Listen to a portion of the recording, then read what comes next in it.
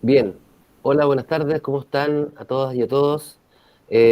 Bueno, retomamos aquí las charlas, ¿no es cierto?, de ITMA Skills 2022, y hoy día nos va a compartir una temática muy importante, muy interesante y muy necesaria, con respecto al tema de la transición energética ciudadana.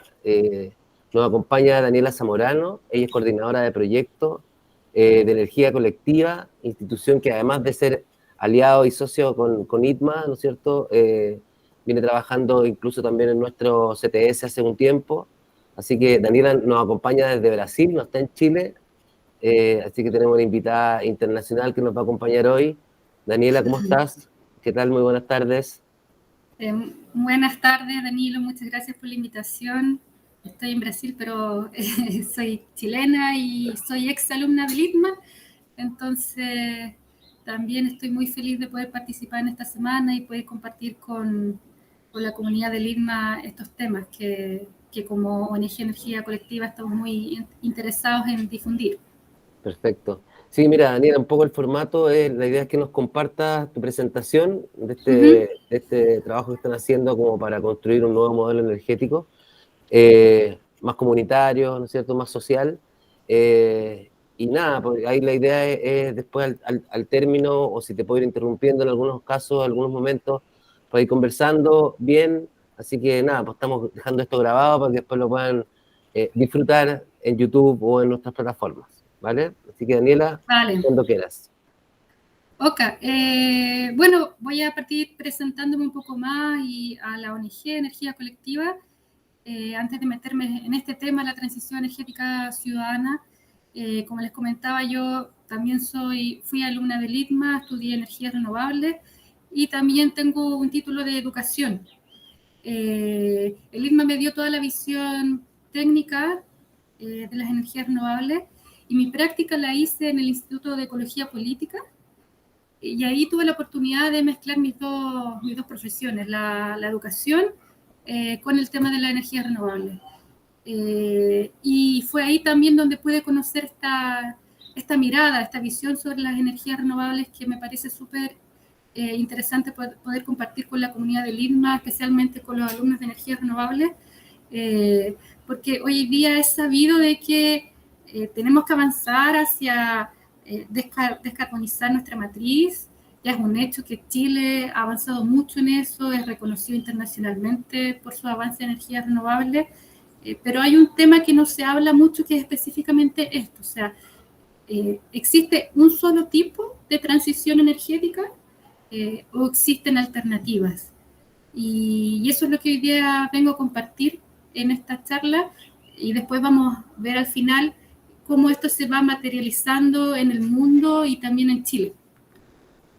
Sobre energía colectiva también quería comentarles un poco más. Somos una ONG que fue fundada el año 2021.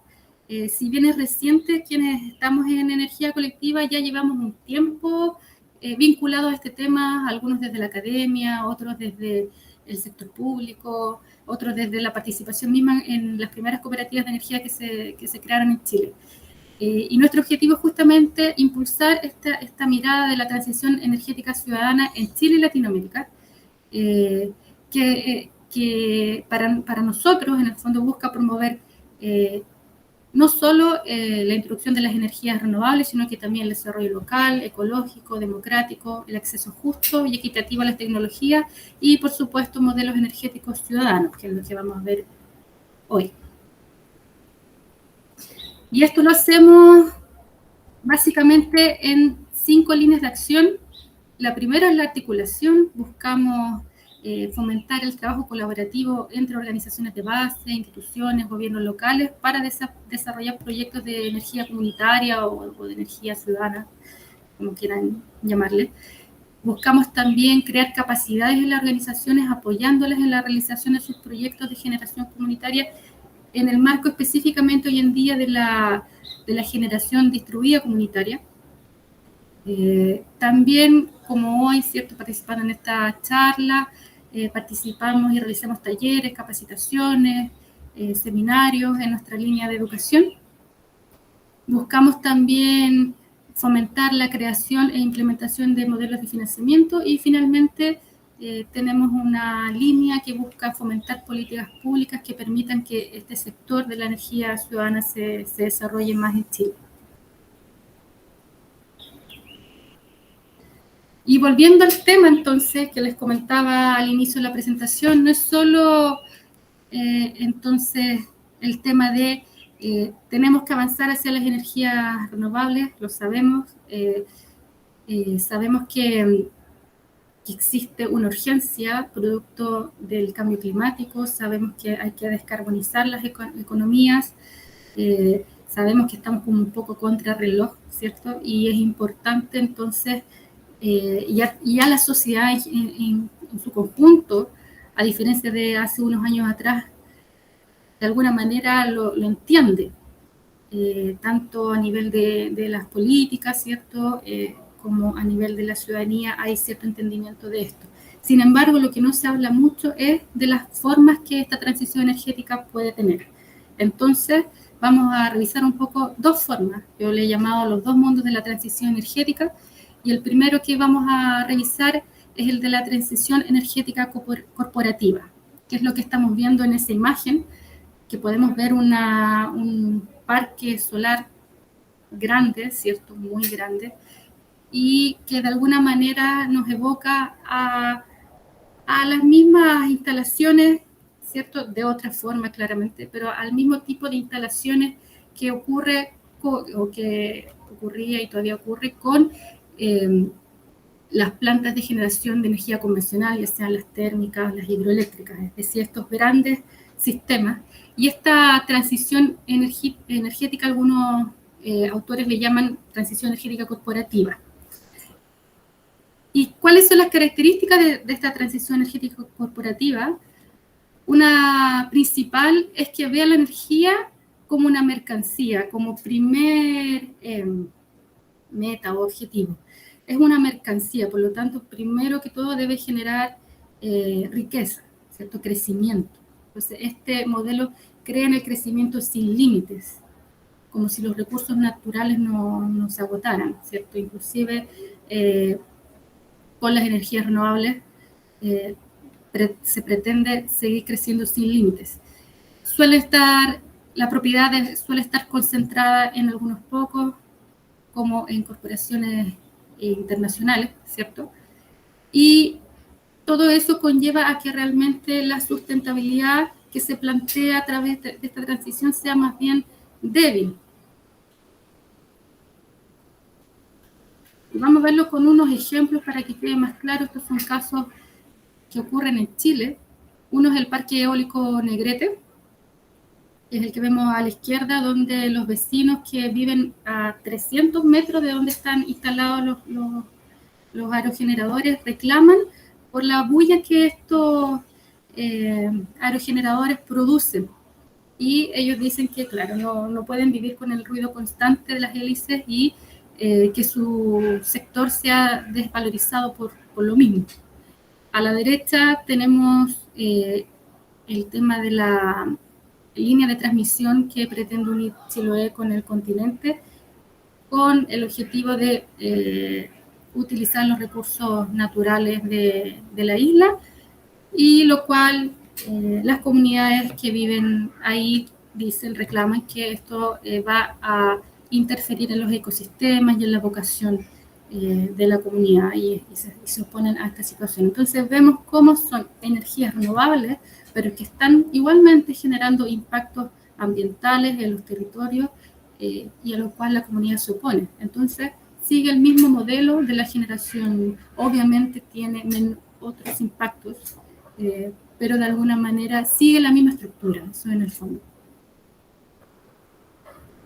Entonces nosotros, esto es lo que nos gustaría plantear en esta charla y lo que venimos haciendo como ONG, es que la transición energética implica no solo un cambio tecnológico, no basta con reemplazar carbón por paneles solares, sino que es sobre todo un cambio de paradigma, de estructura, de la forma, de quiénes participan, de cómo se toman las decisiones, de qué tamaño son los sistemas.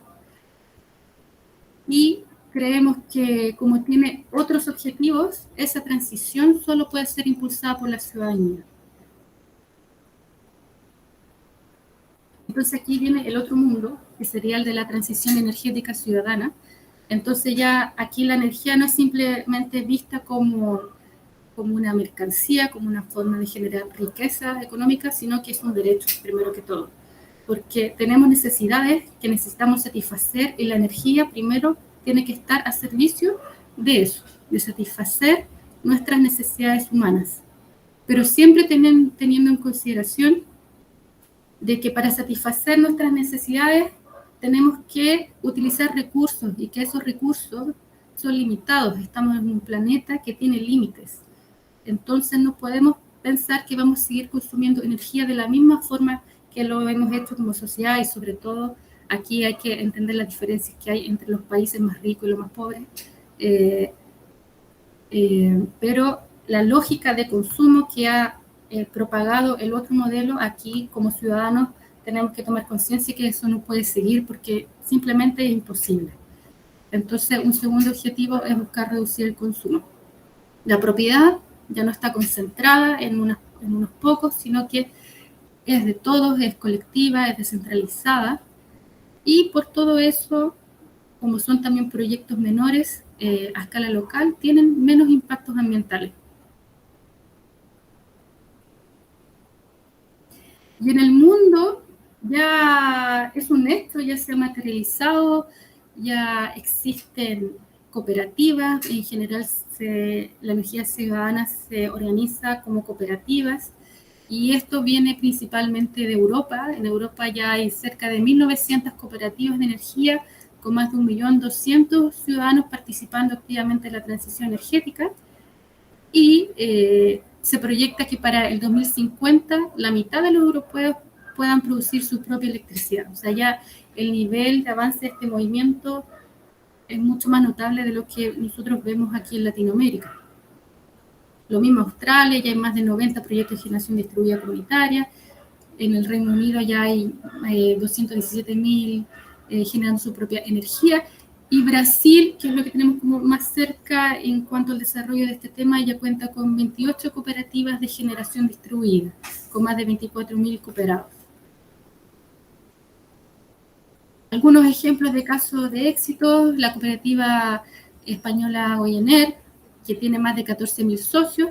Ellos tienen un modelo en el cual comercializan electricidad. Ya es otro nivel, no es como lo que en Chile actualmente podemos hacer, dada la normativa. La normativa ya permite que las cooperativas de ciudadanas puedan no solo generar energía, sino que también comercializarla.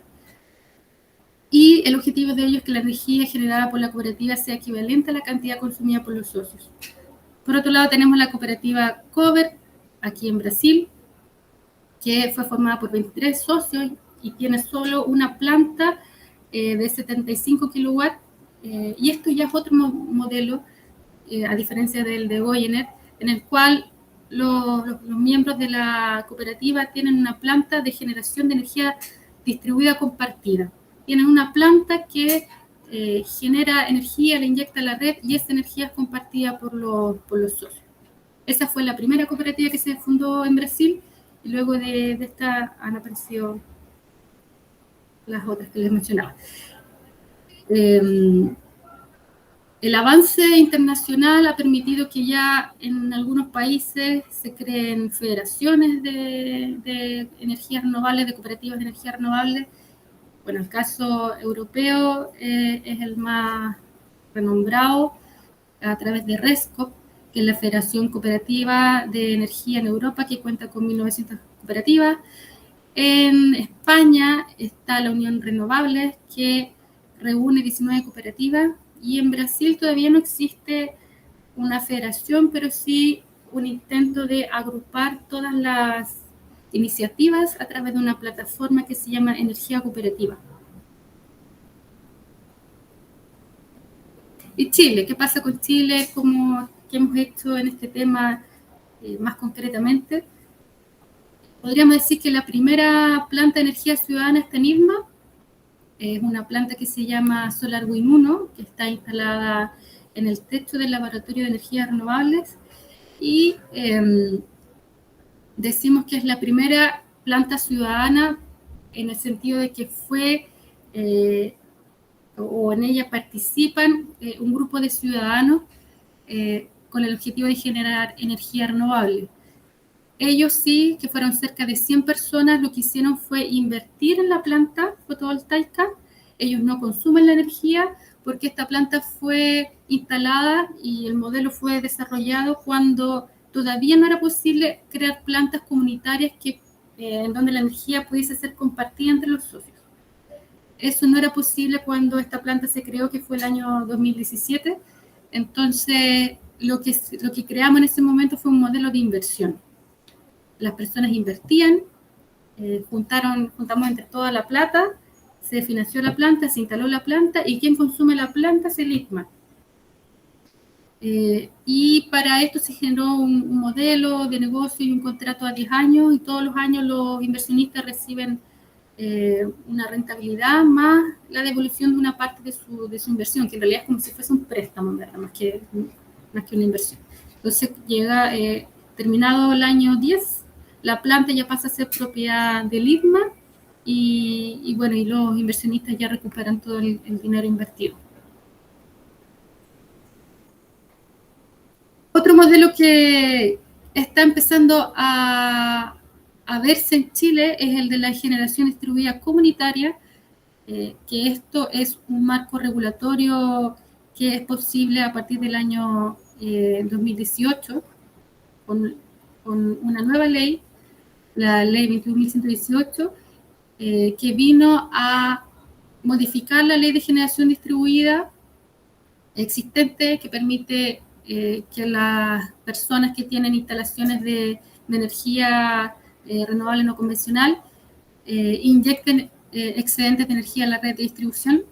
Lo que hizo la ley 21.118 fue, por una parte, crear modalidades de la generación distribuida para autoconsumo, y pasó de la individual, que era la que existía hasta ese momento, a agregar dos modalidades más, que una es el traspaso remoto y la otra son los sistemas comunitarios.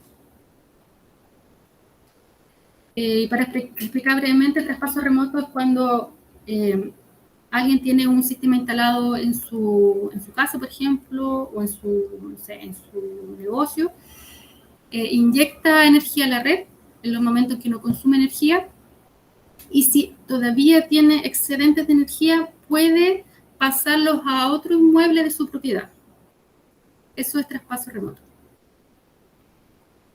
Y sistema comunitario o de propiedad conjunta, que también se llama, así se denomina la ley, es cuando un grupo de personas instala un único sistema de generación para aprovechar las inyecciones que este sistema realiza en la red.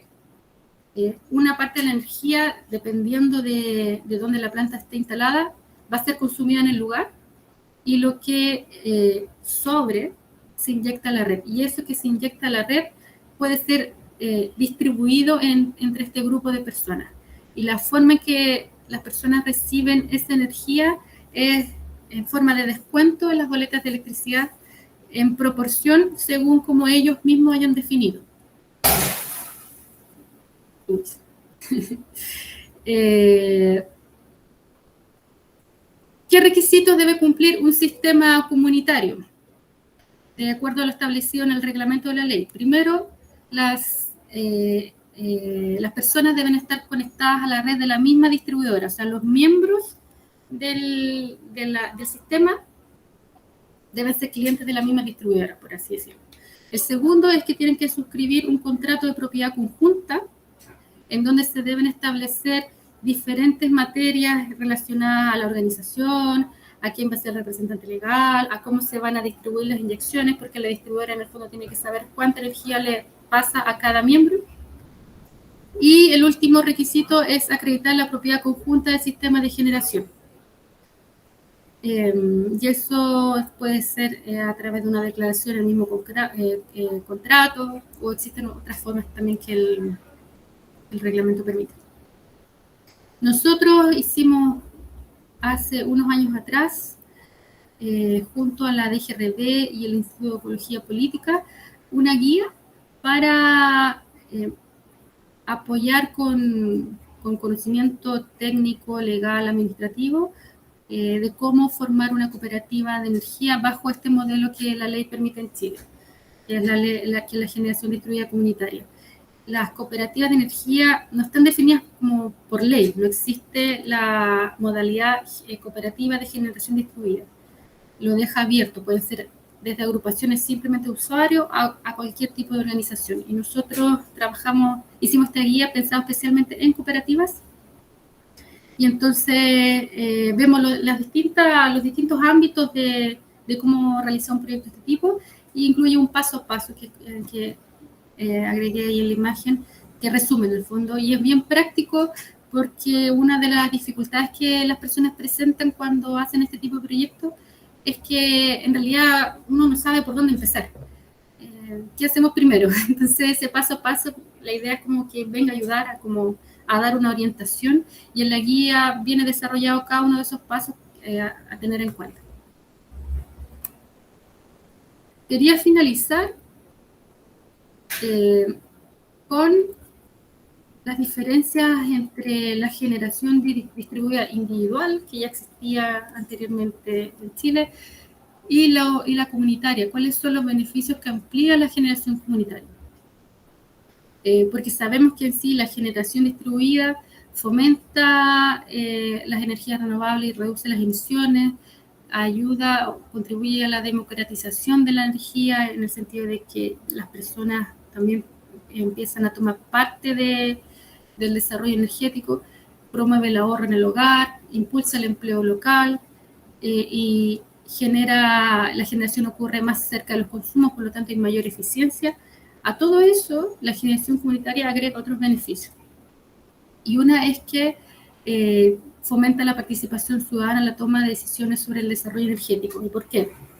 Porque vemos en los ejemplos mundiales, sobre todo, cómo estas organizaciones que suelen desarrollarse como cooperativas también buscan incidir a nivel local, a nivel de sus municipios, a nivel de las regiones, en cómo se va configurando el desarrollo energético.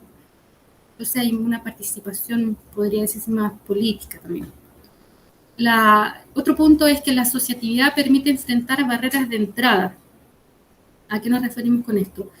Mucha gente, tal vez algunos grupos, sobre todo, no sé, adultos mayores, por ejemplo, van a tal vez tener posibilidades más reducidas de participar en la generación de energía, si no es porque un grupo lleva este tema a la comunidad, a la junta de vecinos. Entonces permite que personas que tal vez estarían como fuera de las posibilidades de participar, a que puedan tener un acercamiento, facilitando acceso a conocimiento, a infraestructura, porque mucha gente puede que no tenga un techo adecuado, pero tal vez la junta de vecinos consigue un espacio, no sé, el techo de un gimnasio, etcétera. Entonces facilita también, a eso nos referimos como que permite enfrentar barreras de entrada. Favorece la concientización en torno a la problemática energética ambiental. Por lo mismo, más personas pueden llegar a entender por qué es necesario avanzar hacia las energías renovables. Las comunidades pueden hacerse más resilientes ante las alzas de precios, y eso también creemos que es un punto a favor en realidad de las dos modalidades, tanto de la generación distribuida individual como la comunitaria. Puede ser una medida, si es que los gobiernos lo adoptan como una política, de enfrentar la pobreza energética. Y un último beneficio es que presenta menores costos de inversión para economía de escala versus un proyecto individual. Es decir, si yo instalo en mi casa un sistema de 2 kilos, por ejemplo, el valor por kilowatt me va a salir más caro que si yo participo en una planta comunitaria de, no sé, 200 kilowatts, el costo del kilowatt va a ser menor. Eso en el fondo. Entonces la inversión individual disminuiría. Y eso en realidad era lo que quería compartir, como bien brevemente, visualizar el porqué, cómo se ha desarrollado en Chile y en el mundo, y cuáles son los beneficios, más que nada con la intención de traer esta mirada que muchas veces no es muy difundida, y también con la intención de invitarlos a seguir conociendo sobre el tema. Nosotros estamos súper dispuestos a a difundir más, a hacer talleres, cursos, participar en seminarios, donde sea, para dar a conocer este tema. Así que ahí también les dejo nuestras redes sociales, nuestra página y mi correo por cualquier comentario o duda que tengan. Súper, muchas gracias, Daniela. La verdad que, bueno, primero una temática como poco conocida, pero también como muy interesante con respecto a los cambios que ya tenemos que empezar a vivir como país, como sociedad. Te quería hacer una pregunta respecto a la experiencia que tienen como energía colectiva en ITMA. Ahí en un momento señalaste que había una asociatividad, ¿no es cierto? Cuéntenos un poco cuál ha sido esa experiencia, cómo la han evaluado ustedes, en qué etapa está, eh, y bueno, si es replicable también o es extendible, digamos, tanto en tiempo como en tamaño, sea ahí mismo o con otras instituciones. Bueno, SolarWind 1 ha sido como nuestra experiencia de aprendizaje, sí, la hemos vivido toda con SolarWind, altos y bajos, ha sido mucho aprendizaje, yo creo que Ujú, es un proyecto piloto y creo que de alguna forma ha sido bueno que no hayamos intentado realizar otro proyecto del mismo tipo por lo mismo, porque nos ha servido mucho para aprender en la práctica. ujú. Y sin duda es un modelo replicable, sí, sí. Es un modelo, como decía, de inversión, o sea, las personas participan invirtiendo y yo creo que sí es posible que otros grupos, otras organizaciones puedan replicar el modelo. Yo no veo Ujú. motivo de por qué no. Oye, con respecto al tema de la transición desde la energía o de la generación tradicional a la generación más colectiva, ¿no es cierto?, más ciudadana, ahí los actores relevantes obviamente siguen siendo las instituciones estatales. Ahora, ¿cómo este proyecto de cambio, este proyecto de transformación, cómo se relaciona con las grandes empresas y consorcios que hoy día generan y que realmente toman la energía como mercancía, como dijiste en algún momento? Eh, Digo, porque, claro, es como David Goliat, entonces, ¿cómo ven eso? ¿Cómo ven a dónde está el cambio? Hay un tema de conciencia, me imagino, pero ¿cuáles son los puntos de contacto en los países, en las comunidades, en la sociedad, donde empezar a hacer ese cambio, digamos? Bueno, ha sido sumamente difícil aquí en Latinoamérica y en Chile, o sea, bueno, partiendo de la primera ley de generación distribuida, eh, que se establecieron, se permitió la generación distribuida, pero con bastantes limitantes, o sea, Ujú, se permitía proyectos solo de 100 kilowatts, el valor de la tarifa de inyección no era muy atractivo, no había como una voluntad política de generar un mejor incentivo, entonces al principio fue bien poco desarrollada la generación distribuida. Ha habido algunos avances y se puede ver como cierto interés o cierta motivación de mejorar las condiciones, pero siempre termina siendo como insuficiente. Todavía hay mucho que hacer para que estos modelos puedan desarrollarse en Chile y en Latinoamérica. ujú. Pero no se pierde la fe tampoco, ¿no? Esa, se podría. Claro, se podría, vemos que han habido avances, ahora hay un proyecto de ley sobre fomento a las energías renovables que permite, que amplía la capacidad instalada y establece algunos otros beneficios que vale la pena ver que se hacen algunos avances, pero sí, pues es siempre un modelo como sumamente, Como nosotros nos metimos en un, alternativo, claro, claro, como muy difícil de verdad, hay que tener mucha motivación para mucha motivación. que Sí. decir.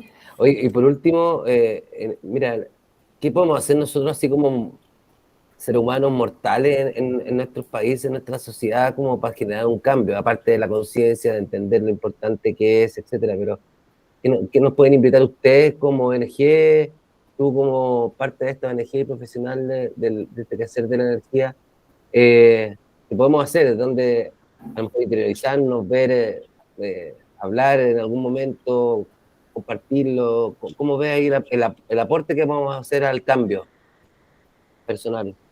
al cambio personal. Yo creo que como sociedad tenemos que cuestionarnos nuestras pautas de consumo en primer lugar.